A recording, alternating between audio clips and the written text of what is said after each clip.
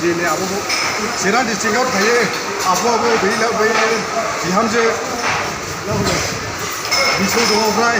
ओइला बिसौ गोरलै बिहामजो जाहैबाय आब' गोबावजों खनसे दिनैसो लोगो मोनबाय लोगोफोर नोंथांमोनहा कमेन्ट खालामदो सोर बियो सिनायनायखौ दंबा अननानै सोंहरनो हागोन आरो नैबे माबा मा होनो सिफुं हटेलावहाय ओंखाम जानोहाय नेदों आरो ओमफ्राय जोंबो जाखांबाय आरो उफाय गैया दायो जों ओंखाम बुथुमबाय हटेलनि ओंखाम जानोसै लोगोफोर बिनानै हटेलनि ओंखाम सिफुं काजलगावनि सिफुं हटेलावहाय हाबबाय लोगोफोर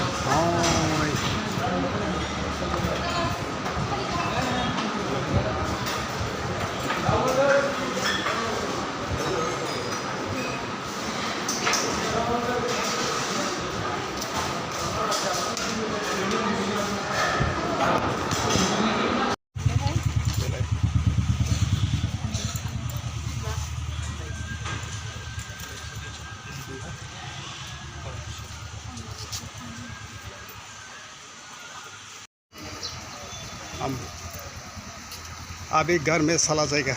काम पूरा हो गया तो जी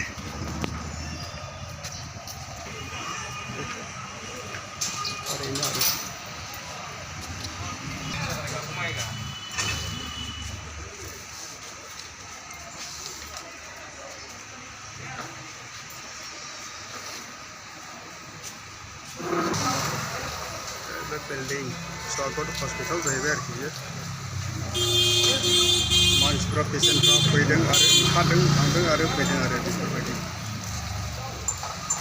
स्वागत हॉस्पिटलनिफ्राय ओमफ्राय दा जों माने थांनाय जासिगोन आरो बेलाय बिल्डिं दा जों थांनाय जासिगोन स्वागत हॉस्पिटलावहाय फैदोंमोन ओरैनो एसे ट्रिटमेन्ट लानो थाखायहाय बुरैखौ लाबोनाय जादोंमोन आरोखि नोमबाजैमोनखौहाय बे जाहैबाय बिहामजो गामिनि बेखौ फैदों आरो ओमफ्राय नैबेहाय गोबां बेबायदि पेसेन्टफोर फैदों आरो ओरैनो माने मोनसे ट्रिटमेन्ट खालामजानो ओमफ्राय दायो जोङो माने खामानियाथ' जोब्बाय दायो जोङो माने थांनाय जासिगोन आरो बे जाहैबाय बङाइगाव स्वागत हस्पिटाल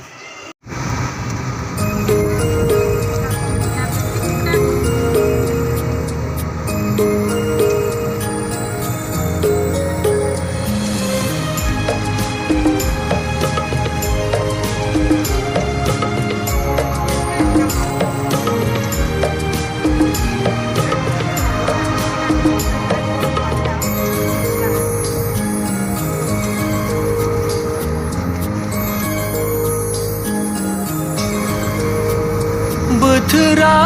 सोलायबाय मुगाया दिन्थिबाय गोसो